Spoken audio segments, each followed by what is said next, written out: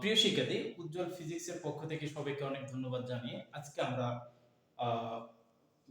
পদার্থবিজ্ঞান প্রথম পত্র দ্বিতীয় অধ্যায় আমরা ভেক্টর এর থেকে এই চ্যাপ্টারটা থেকে খুব গুরুত্বপূর্ণ একটা টপিকস নিয়ে আজকে কথা বলবো, সেটি হচ্ছে ক্রস বা ভেক্টর গুণন, ক্রস গুণন বা ভেক্টর গুণন। তাহলে প্রথমত আমাদেরকে বুঝতে হবে ক্রস গুণন এবং ভেক্টর গুণন জিনিসটা কি। এই ক্রস গুণন বা ভেক্টর গুণনটা হচ্ছে দুটি ভেক্টর রাশি থেকে একটি ভেক্টর রাশি তৈরি করার একটি প্রক্রিয়া। অর্থাৎ এই ক্রস গুণনের সংজ্ঞাটা হচ্ছে, তোমরা একটু লিখে নেবে সংজ্ঞাটা, দুটি ভেক্টর রাশির যে গুণফলের মাধ্যমে একটি ভেক্টর রাশি পাওয়া যায় সেই গুণনকে ক্রস গুণন বলে এবং এই গুণফলের মান হবে ভেক্টর রাশি দুটির মান এবং এদের অন্তর্ভুক্ত কোণের sin থিটার গুণফলের সমান। তাহলে এই ক্রস গুণনটা আমাদের শিখতে গেলে আমাদের বেশ কয়েকটা জিনিস মাথায় রাখতে হবে। আমি পর্যায়ক্রমে এগুলো বলে দিচ্ছি। ধরো আমাদের কাছে দুটি ভেক্টর রাশি আছে, ধরো a হচ্ছে একটি ভেক্টর এবং অপর একটি ভেক্টর হচ্ছে b। তাহলে এই দুটি ভেক্টর পরস্পর ও বিন্দুতে ধরো থিটা কোণে ক্রিয়াশীল, থিটা কোণে ক্রিয়াশীল।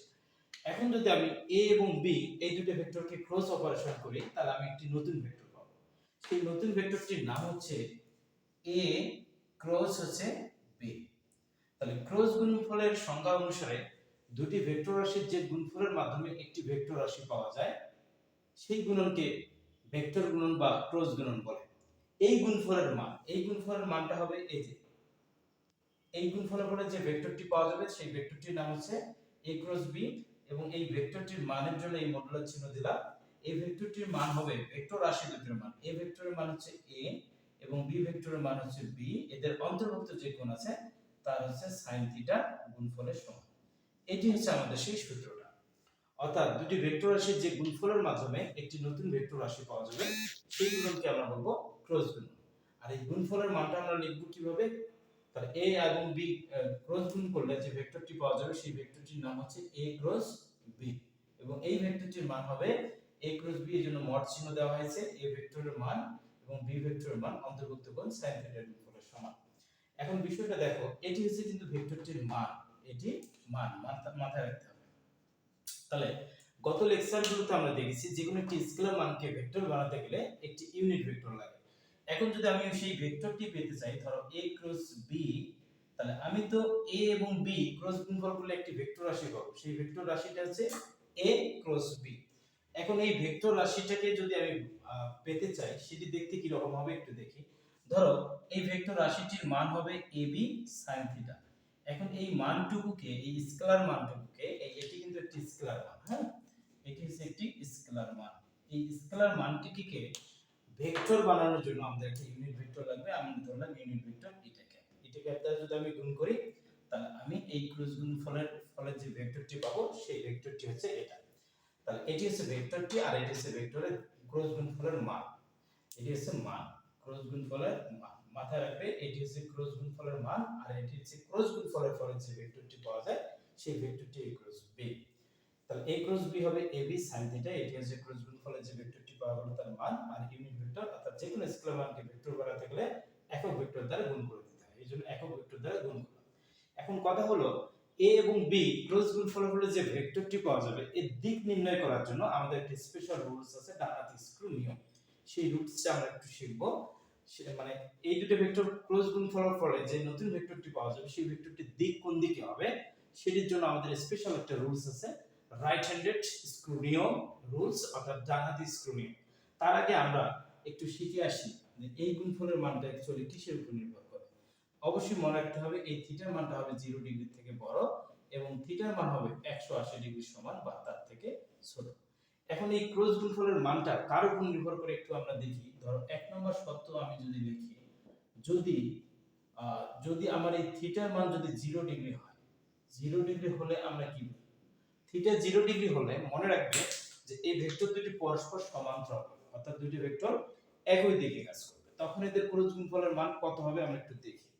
ধরো a ভেক্টর ক্রস হচ্ছে b ভেক্টর, আমরা যদি a b sin 0 ডিগ্রি বসিয়ে দেই, ইউনিট ভেক্টর এটা দ্বারা গুণ করি তাহলে মানটা আসবে কত? 0, কারণ আমরা জানি sin 0 ডিগ্রি মান হচ্ছে 0। তাহলে দুটি ভেক্টরের মধ্যবর্তী কোণ যদি 0 হয় তখন ভেক্টর দুটি পরস্পর সমান্তরাল হয়। তার মানে a cross b is equal two যদি 0 আসে তাহলে আমি লিখব এই ভেক্টর দুটি পরস্পর সমান্তরাল। সমান্তরাল তাহলে দুটি ভেক্টর পরস্পর সমান্তরাল যদি হয় তাহলে তাদের ক্রস গুণফলের মান 0 হয়। আবার এবং দিক একই সমান্তরাল এবং দিক কি হয়ে যাবে বলতো একই হয়ে যাবে কখন, যখন থিটা 0 ডিগ্রি। আবার 2 নম্বর শর্ত যদি নেই, থিটা যদি 180 ডিগ্রি হয় তখন কি হবে? 180 ডিগ্রি হলে দেখো a ক্রস হচ্ছে b ইজ ইকুয়াল টু হচ্ছে ab sin 180 ইউনিট ভেক্টর এটা। এই মানটিও কিন্তু 0 হয়ে যাচ্ছে, অর্থাৎ sin 180 ডিগ্রির মান হচ্ছে কত? 0। তাহলে এই ক্ষেত্রে আমি যদি লিখি তাহলে a ক্রস হচ্ছে b ইজ ইকুয়াল টু 0। এই ক্ষেত্রে ভেক্টর দুটি পরস্পর সমান্তরাল হবে, সমান্তরাল সমান্তরাল কিন্তু দিক বিপরীত হবে, দিক বিপরীত। এটি মাথায় রাখতে হবে যে যদি ক্রস গুণফলের মান 0 হয় তাহলে ভেক্টর দুটি সমান্তরাল, দিক একই কখন, যখন থিটার মান হচ্ছে কত? 0 ডিগ্রি। কিন্তু যখন থিটার মান 180 ডিগ্রি হবে অর্থাৎ a ভেক্টর কাজ করবে এই দিকে এবং b ভেক্টরটি কাজ করবে তার বিপরীত দিকে, তখন এর মান 180 ডিগ্রি হবে। আর এই ডায়াগ্রামে a ভেক্টরটা যেদিকে কাজ করবে b ভেক্টরটা আমার সেই একই দিকে কাজ করবে, যার কারণে এই ক্ষেত্রে a ক্রস b হচ্ছে ভেক্টর দুটি সমান্তরাল। 0 যদি দুটি ভেক্টর ক্রস গুণফলের মান 0 আসে তাহলে ভেক্টর দুটি পরস্পর সমান্তরাল হবে। এবং মাথায় রাখতে হবে দিক একই হবে যদি থিটার মানটা 0 ডিগ্রি হয়। আবার ক্রস গুণফলের মান 0 হয় কখন? দুটি ভেক্টর পরস্পর বিপরীত দিকে ক্রিয়াশীল যদি হয়, অর্থাৎ তাদের মধ্যবর্তী কোণ 180 ডিগ্রি হলেও এই ভেক্টর দুটি পরস্পর বিপরীত দিকে ক্রিয়াশীল হবে এবং তখনও তাদের ক্রস গুণফলের মান হচ্ছে কত? 0 হবে। সেক্ষেত্রে তাদের দিক বিপরীত হবে কখন? যখন মধ্যবর্তী কোণ 180 ডিগ্রি হবে। আরেকটি শর্ত আছে, সেটি হচ্ছে কি, আমরা এটি একটু মিশিয়ে দেই। আচ্ছা, এখান থেকে আমরা লিখি 3 নম্বর শর্ত। 3 নম্বর শর্ত, theta is equal to 90 degree হলে, theta is equal to 90 degree হলে ভেক্টর দুটি পরস্পর সমান্তরাল হবে। আচ্ছা, এখানে জায়গা নেই, তাহলে এখানে আমরা লিখে দেই, এখানে আমরা লিখে ফেলি যে থিটা ইজ ইকুয়াল টু, যদি 3 নম্বর শর্ত যেটা, theta is equal to 90 degree হলে তখন কি হবে? তখন ভেক্টর দুটি পরস্পরের উপর লম্ব হবে, অর্থাৎ এটি a ভেক্টর, এটি হচ্ছে b ভেক্টর। তখন তাদের ক্রস গুণফল কত হবে? a cross b is equal two হবে ab sin 90 degree unit vector এটা। অর্থাৎ তখন a ক্রস b হবে ab, শুধুমাত্র ab মানটুকু স্কেল, এটাকে ইউনিট ভেক্টর দ্বারা গুণ করতে হবে, তখন তাদের ক্রস গুণফলের মানটি আসবে এটা, ab sin 90 ডিগ্রি মানে হচ্ছে 1।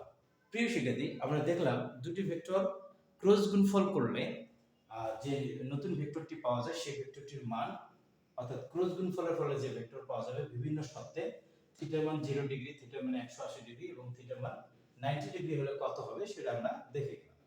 এখন আমরা এই ক্রস গুণফলের মাধ্যমে যে নতুন ভেক্টরটি আমরা পাই সেই ভেক্টরটির দিক নির্ণয় করব। তাহলে ক্রস গুণফলের ফলে যে নতুন ভেক্টরটি পাওয়া যায় সেই ভেক্টরটির দিক, তাহলে ক্রস গুণফলের ফলে যে নতুন ভেক্টর পাওয়া যাবে সেই ভেক্টরের দিক নির্ণয় করতে গেলে আমাদের একটা স্পেশাল রুল লাগবে, সেটি হচ্ছে ডানহাতি স্ক্রু নিয়ম। ডানহাতি স্ক্রু নিয়ম।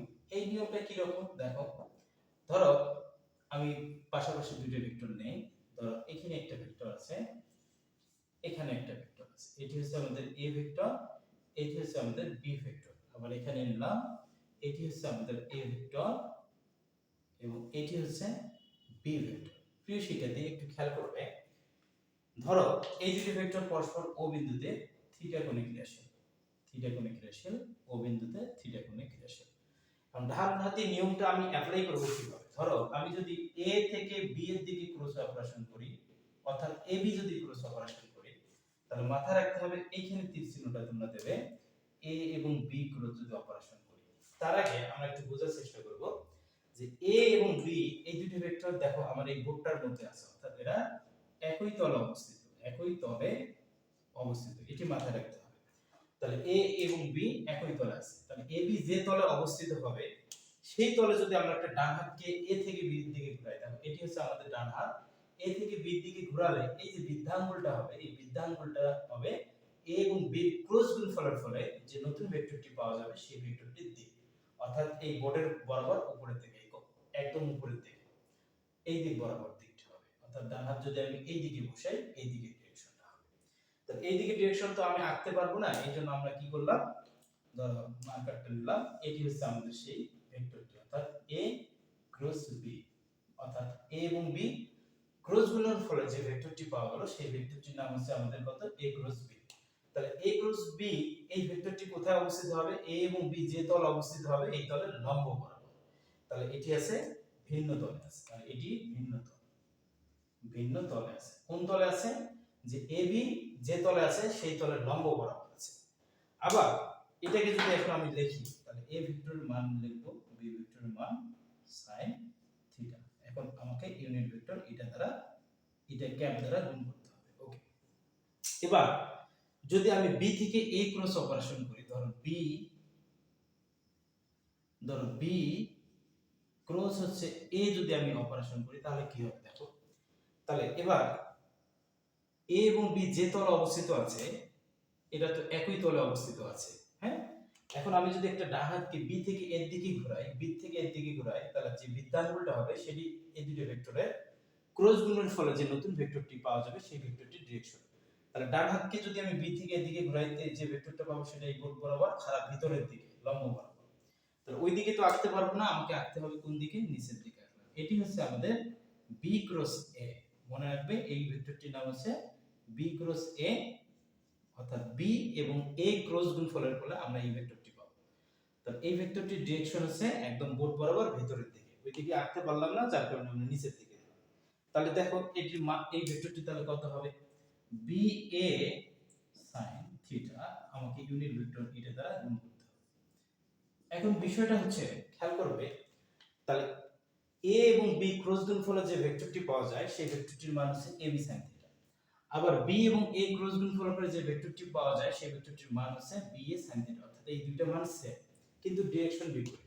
অর্থাৎ এই ভেক্টর এবং এই ভেক্টরটির মান সেম, অর্থাৎ ক্রস গুণফলের ফলে যে ভেক্টরটি পাওয়া যায় a ক্রস b এবং b ক্রস a, এই দুটো ভেক্টরের মান সেম কিন্তু ডিরেকশন বিপরীত। এই ভেক্টরটা হচ্ছে উপরের দিকে, এটা নিচের দিকে। অর্থাৎ রিয়েলে যদি আমি দেখি তাহলে এটা হচ্ছে বোর্ড বরাবর খারাপ উপরের দিকে আর এটা হচ্ছে বোর্ড বরাবর খারাপ ভিতরের দিকে। যার কারণে এই ভেক্টরটা এবং এই ভেক্টরটা পরস্পর বিপরীত ভেক্টর, যার কারণে একটি মানকে আমাকে অবশ্যই পজিটিভ ধরতে হবে এবং আরেকটিকে নেগেটিভ ধরতে হবে। আশা করি বুঝতে পারছি। যার কারণে আমরা এখন বলতে পারবো 1 নম্বর এবং 2 নম্বর ইকুয়েশন থেকে, অর্থাৎ a cross b is equal two b cross হচ্ছে a, অর্থাৎ এটি সমান হচ্ছে না। অর্থাৎ a ক্রস b করলে যা পাচ্ছি এবং b ক্রস a করলে আমি সেটাই পাচ্ছি না, অর্থাৎ মান এবং ডিরেকশন বিপরীত হবে। এই বিষয়টা মাথায় রাখবে। অর্থাৎ এই রুলসটাকে বলা হয় কমিউনিকেটিভ ল, অর্থাৎ বিনিময় সূত্র। অর্থাৎ ভেক্টর গুণন বিনিময় সূত্র মেনে চলে না, বিনিময় সূত্র মানে না। প্রিয় শিক্ষার্থী, আমরা দেখলাম যে দুটি ভেক্টরের ক্রস গুণফলের ফলে যে নতুন ভেক্টরটি পাওয়া যায় সেই ভেক্টরটির ডিরেকশন আমরা কিভাবে নির্ণয় করব, ডানহাতি স্ক্রু রুলসের দ্বারা।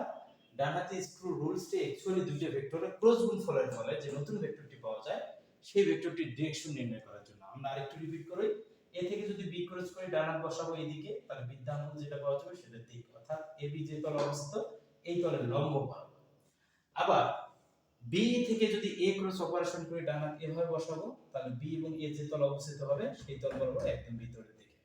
তাহলে এর থেকে কিন্তু আমরা খুব সুন্দর একটা তথ্য এখানে আমরা একটু লিখতে পারি ক্রস গুণনটা থেকে। অর্থাৎ এ এবং বি যে তলে অবস্থিত সেই তলে লম্ব বরাবর যে ভেক্টরটি পাওয়া গেল সেই ভেক্টরটির নাম হচ্ছে এ ক্রস বি।